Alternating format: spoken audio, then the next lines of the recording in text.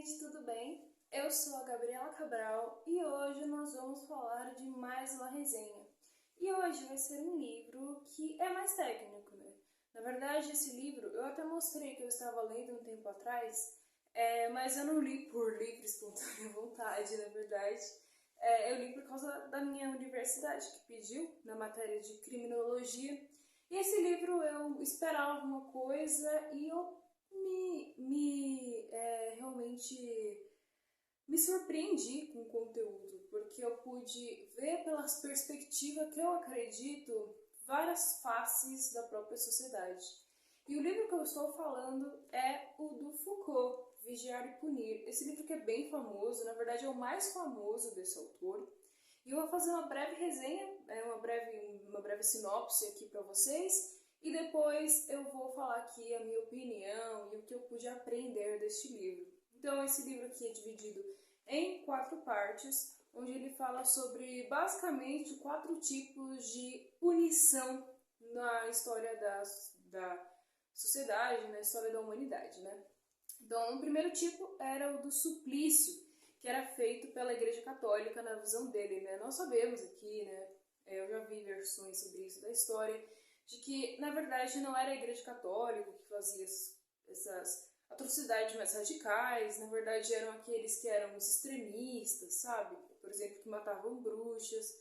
Mas o Foucault aqui ele vai tratar pela perspectiva mais da maioria, né? Majoritária, que é que a Igreja Católica fazia, que é os suplícios, onde eles torturavam as pessoas, né? Toda aquela parte inquisitorial. E com o tempo isso foi mudando. E isso mudou conforme foi colocado na perspectiva da sociedade a questão tanto do horror a essas torturas, como também da reabilitação, porque nesse primeiro momento, né, do suplício era algo muito focado em punir o físico. E eles queriam que tanto fosse punido como fosse transformado o ser humano, né? Depois de um tempo eles começaram a pensar dessa maneira, vamos dizer assim. E aí eles começaram a tirar um pouco o físico, isso foi gradativo, tá? Não foi algo abrupto, mas eles foram focando nessa parte mais espiritual, mais moral, mais realmente da alma da pessoa, e eles começaram a fazer algo físico no sentido de privar a liberdade ou fazer com que eles submetessem a trabalhos. Essa, na verdade, é a segunda parte, inclusive, onde eles começaram a focar no trabalho, na segunda e terceira parte. Porque é isso? Porque o trabalho, ele era visto, quem não trabalhava era visto como um vadio, era visto como uma pessoa, um criminoso mesmo. Eles eram presos, as pessoas eram presas por não trabalharem. E aí eles começaram a punir, então, com o próprio trabalho e também com a privação da liberdade.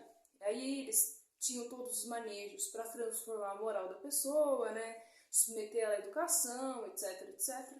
Para poder o quê? Transformar a pessoa novamente e fazer com que ela se restabelecesse perante a sociedade e extirpasse aquele mal. E aí, na terceira parte, nós temos aí a ideia do liberal Jerry Bentham, com a ideia do panóptico, né? Que é bem 1984, eu achei, que é mais ou menos a ideia de que tem uma torre no meio de vigia, mas que não dá para saber se realmente estamos sendo vigiadas. E temos também em volta dele várias cadeias, né? E essa questão, por não saber que está sendo vigiado, é que vai fazer com que as pessoas parem de fazer, porque elas não sabem se alguém está vendo que elas estão cometendo crime ou não, e aí elas ficam com medo, então pelo medo, e elas param de cometer crimes, né? Seria mais ou menos essa ideia. E aí eu lembrei bastante disso do 1984, né?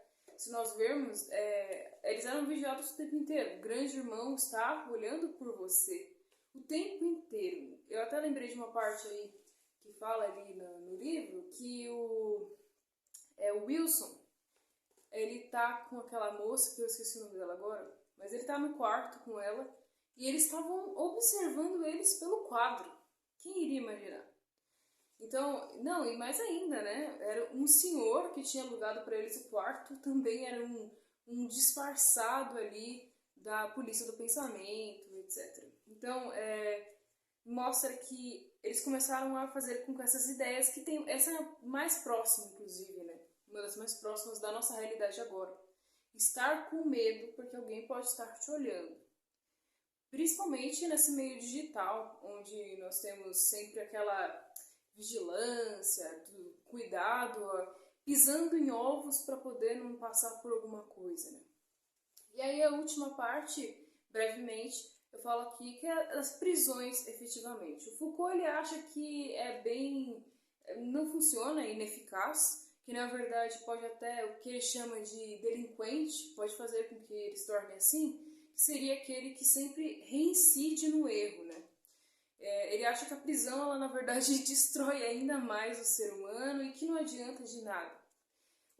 É importante salientar aqui que o Foucault, ele é estruturalista, né? Então ele crê que o meio social define o homem.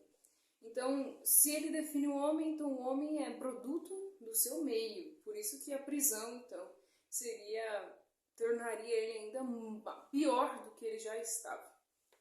Então, passando essa resenha aqui bem breve, que na verdade esse livro aqui ele tem mais de 300 páginas, inclusive. Então, eu recomendo que vocês leiam atentamente. Apesar de eu não concordar com várias partes, esse livro aqui é muito bom para nós sabermos como o Estado é astuto para poder punir os seus concidadãos. Então, vamos lá. Primeiramente, eu já falei, né?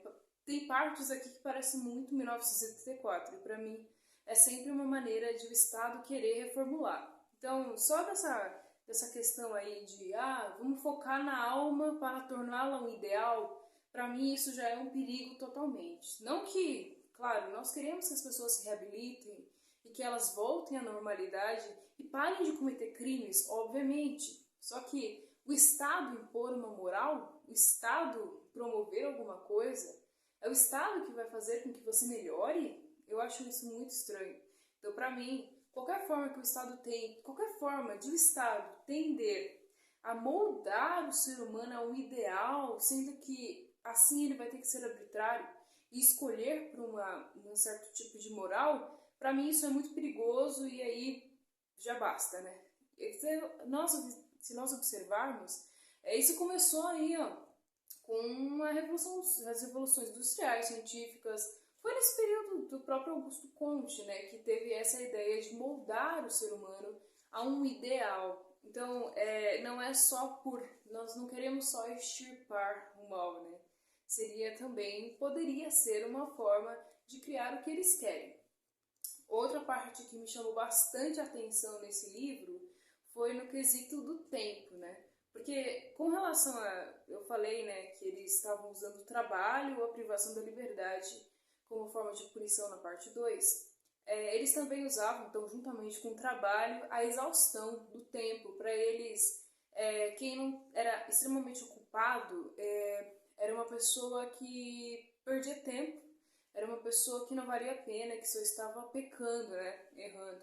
Então, era realmente uma exaustão do tempo, eles tinham que usar o máximo do tempo deles para a produtividade. Eu achei isso muito interessante, porque isso é bem atual, né?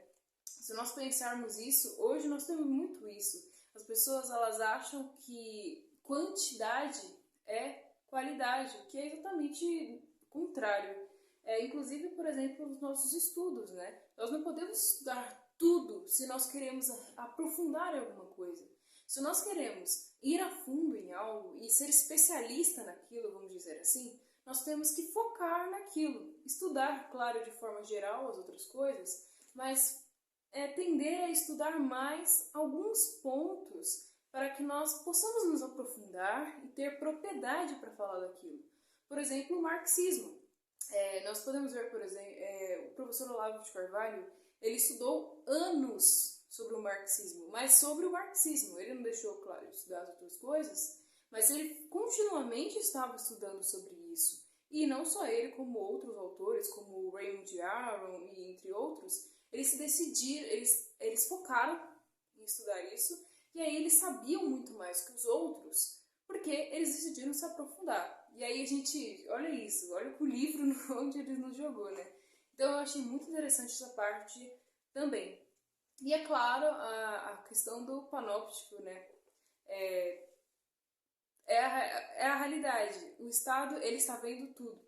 Só de ele pedir o CPF, fazer uma troca, olha, se você pagar isso, se você colocar seu CPF, eu te dou tanto de porcentagem de desconto dos impostos. É uma barganha, mas para que ele quer? Para que ele quer saber da minha vida, entende?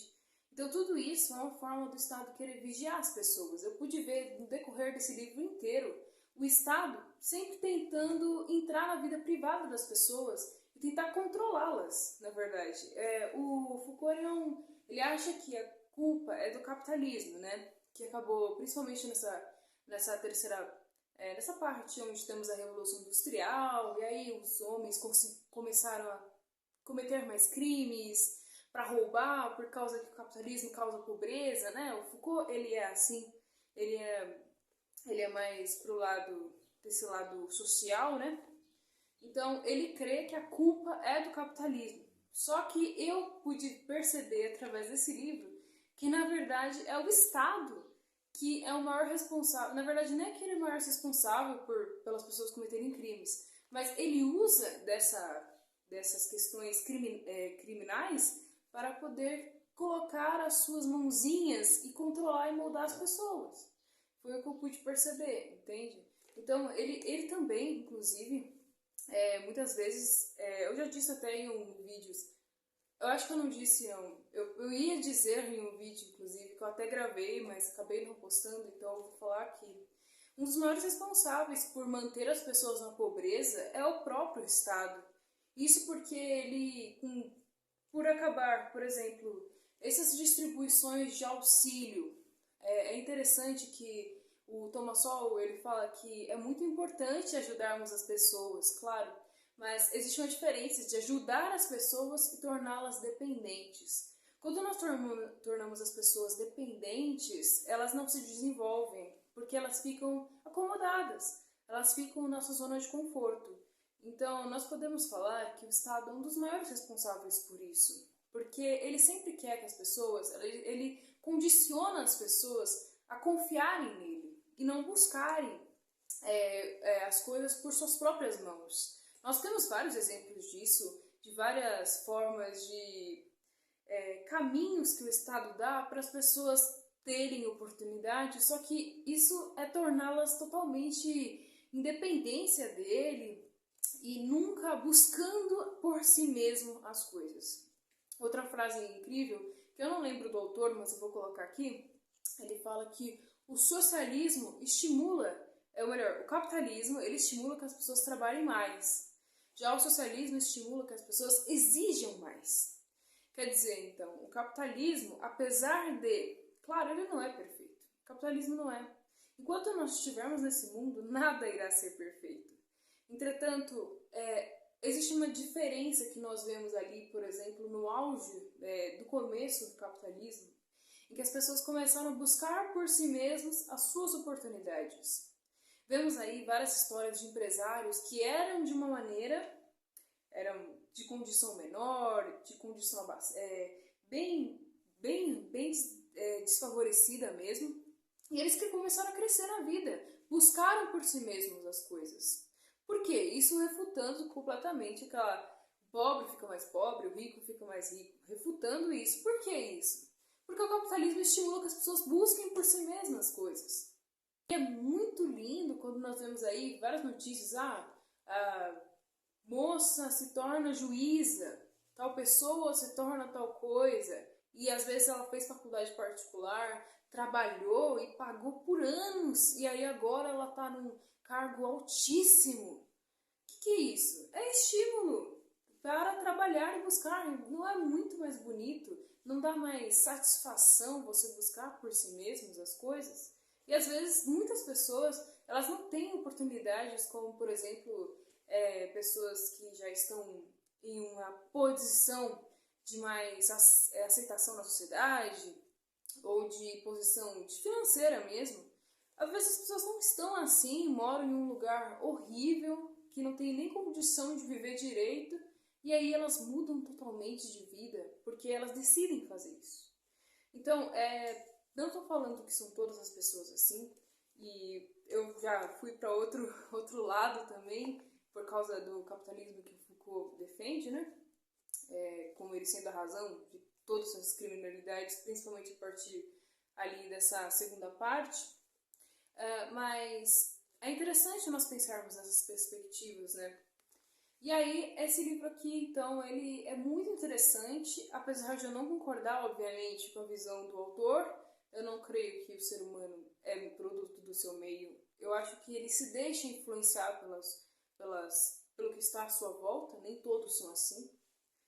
Mas esse livro é muito bom e eu recomendo que, mesmo que você não concorde com a maior parte desse livro, eu tenho certeza que se você vai ter essa perspectiva que eu tive do Estado, se você já odeia o suficiente esse poder que tanto intervém na nossa vida. Então, gente, hoje essa resenha foi sobre isso. Eu espero que vocês tenham gostado. E um grande beijo. Muito obrigada por terem assistido.